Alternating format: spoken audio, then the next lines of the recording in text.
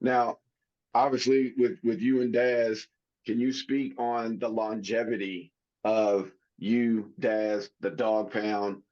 I mean, not just the albums, but I mean all the songs, everything you guys are doing. Speak to the longevity of the Dog Pound, you and Daz. I mean, God is great. Chicken's good, but God is great. And it's a blessing to still be here at DPG. And, because we had issues. All groups, you can see them in their transitions because through music in our careers, you experience a person's life. You go through their life with them. You grow with them. You go from them being young to when they're older and experience everything they're going through in their lives. So with the DPG, when we first started as a whole, we was just a squad. And then Daz came to me and said, let's make a group. We're gonna represent the whole squad. Boom. And then we made that move. Me and Daz became a group. And basically we Snoop's group. So you know what I'm saying? We represent the dog in the whole pound. So you know what I'm saying? So with that weight right there, we took that and we still here. We still here. We done lost so many soldiers through time. Ty Cuz, Nate Dogg is gone, badass. You know what I'm saying? So we done lost soldiers. Then there was times that we couldn't see eye to eye. I went back to death row. Me and the homies was butting heads. And then we got over that hump and we got back together and we've been going strong ever since. I think that was 2004 when we got back together. It was only like a 3-year problem, I think we had, 3 to 4. And then 2004, we got back together. 2005, I think, is when we dropped Cali is Active. But don't get me to lying. I'm an old ass man, so timetable be all fucked up with me. But we still here. You know what I'm saying? 30 some odd years, still here, still fucking strong, still together as a crew, together as a group. You know what I'm saying? We still following Snoop. He's the champ. You know what I'm saying? And actually, we're stronger than ever. You know what I'm saying? We're stronger than ever, because we're older now, we're more seasoned. We know what to do, what not to do. People always say how they like the original. They liked us when we was younger, they liked us when we was death row, that era and all of that right there. But the thing is, though, we still here. We just more seasoned now. We know what we want. We know how we want to do it. And now we don't do it because it's something that we have to do when we sign to a label. We do it because we want to. We do it now because we like it. We love it. You know what I'm saying? And this is something we have a real career. You know what I'm saying? Like being a lawyer, being a doctor. This is a real career, being an actor, a director, basketball, football. So, all those great things came up out of it. We can get paid for the rest of our lives. You know what I'm saying? That's a blessing. Yeah, no doubt, no doubt. Now, early in your career, and not a lot of people know this, but earlier in your career, before you even signed the Death Row Records, you were featured on the SOS band. Oh shit. You were on 3 songs with that. Get hyped on this. Are you ready? And someone I can love. Talk to me about. Wow, get hyped on this. You heard that one? My God, Yeah. I didn't even think that made it. So talk to that's me about crazy. The pre-Death Row Corrupt and how you got on the SOS band and how that transitioned into the Death Row and what that ultimately meant for your career going forward. Well, back then, my brother Broomy, Kenny Mack, was managing me. So Broomfield's the one who got me connected with the SOS band, did the business on it, got me in there. They wanted a young rapper, not nobody that was out. They wanted a fresh face. So they gave me the opportunity to do one record with them. I did that. There was only one record I was supposed to do. And then after that one record, they said, okay, we got another one for him. Then, okay, we got another one for him. We love this kid.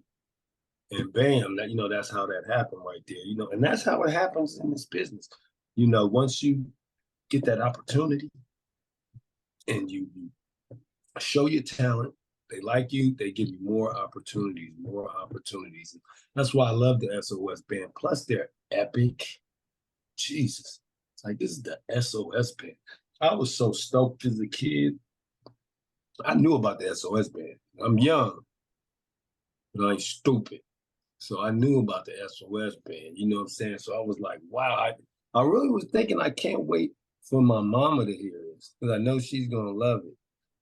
Yeah. With the SOS band, moms. Because my mom's the one who introduced me to the SOS band. So it's like, Mom, I made it. I'm rapping with the SOS band. They couldn't tell me shit. Talk about transitioning from that and then getting into Death Row and how that, helped you develop your career even at an early stage. Well, doing the SOS band thing, doing those records right there, gave me confidence and let me know that I can do this. Because this is the top. You can't beat the SOS band. They're classic. They're epic. They're historical. Boom. Now, the next thing is Snoopy makes it with Death Row. And when we first met, we said, whoever makes it, come back and get the other one. Snoop stuck to his word. He made it with Dr. Dre and with Suge and Death Row. So, God put us back together. God did that. And my homegirl Diamond, down with a nigga damn near before a nigga was rhyming. And Diamond was over there with Dog and them at like a picnic or something like that. And basically, Dog was like, man, get Corrupt up here. She called me, let me talk with Dr. Dre on the phone. I said, oh my God, it's Dr. Dre. Jesus Christ, got to be kidding me. And he's like, yeah, well, come on up. I said, damn, I'm finna go meet Dr. Dre.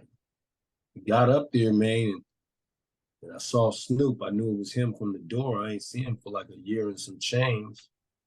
Went straight over there to Snoop. Never left his side since. And so I was already, my confidence was up. Dog's the one who seasoned me on how to record records. You know what I mean? And how to write songs. I was just bussing all the time, bussing. But Dog taught me how to write songs. And do it like this, Corrupt. Yeah, do it like that, Kingpin. Dog and DOC. And we was all teaching each other. So, but yeah, the SOS band gave me that confidence. And that confidence is what mattered at Death Row. Because if you ain't had that confidence, you was cooked. Because with Death Row, you go up there to rap, and then if you whack, you might get smacked. If you whack, you might get smacked. Okay, whack, you might get smacked. Okay, so don't be whack. You better put your foot in it. you better get your shit together. So it ain't like, okay, they didn't like me, and then you could just go home and I'll wait for the next opportunity. No. You bust, and I'm like, that shit matters, man. You motherfucking, you come out and nobody likes it, you might get a nice kick in the ass, swift kick in the ass before you get to that car. Motherfuckers be like, man, get your ass, wow, go on now. You be like, oh, cuz, they just pop cuz in the ass, kick cuz in the ass. What the fuck? Down in the parking lot, man, you might be running across people, they laughing at you. You might get smacked, pop. Like, oh man, like damn, cuz Death Row was real, man. It wasn't easy to be on the road. Even your tryout might cost you. Let's talk about for a second your place in hip hop, because you've been a part of so many classic records that had either a direct impact or influence uh, in hip hop in just in general. The Chronic, Doggy Style, Dog Food, All Eyes on Me, um, 2001. When you think back at all of this success that you've had and been a part of these mega projects, do you ever reflect on that time? And when you do, what are you thinking about? Wow. You move so fast, you very rarely think about it.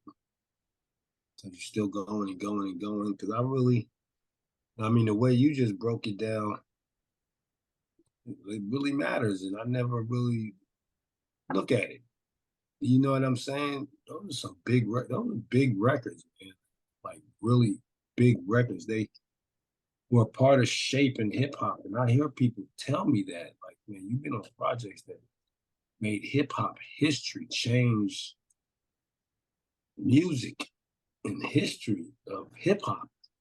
And you never really, I don't really think about it because I'm constantly going. Plus, I'm living this life. But thank you. And it do feel good though when I perform these records and the people's response to it to this day, because these are the records that I perform in my performance that the people come to see me perform. They want to hear explosive and they want to hear, you know what I'm saying? Let's get high. Ain't no fun. We can freak it. They want to hear these records. You know what I'm saying? For all my niggas and my bitches, and they want to hear all these classic records. I don't like to dream about getting paid. So I'd be like, it feels good. It feels really good that God blessed me with the opportunity and also with the talent to make it, the patience and the heart. Because Death Row was not an easy boot camp to be in. You know what I'm saying? You had to have heart. You had to stand on your 10 toes. Death Row was equivalent. It was really the streets. And that's another thing that made it so epic was how it employed our community.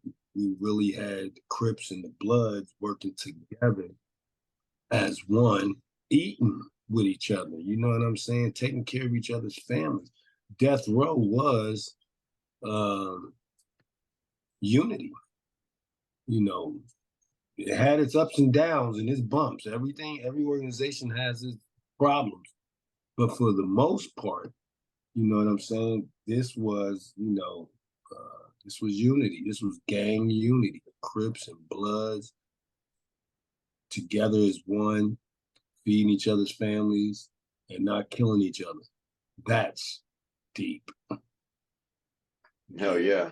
The last question I got for you before I let you go, of all the songs in your massive, massive catalog of music, what are the top 5 corrupt songs that everyone should have in their playlist, according to the man himself, Young Gotti? Top 5. Okay, let's do this. Right. We'll start with Ain't No Fun. Definitely. Ain't No Fun. Number 1 for me. So many. Yeah. Yeah, so many. Explosive. Definitely explosive. It's just self-explanatory. Mm-hmm. Let me see. Okay. New York, New York. Definitely. You know what I'm saying?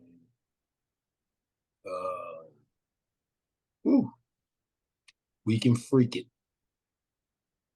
Indubitably. You know what I'm saying? And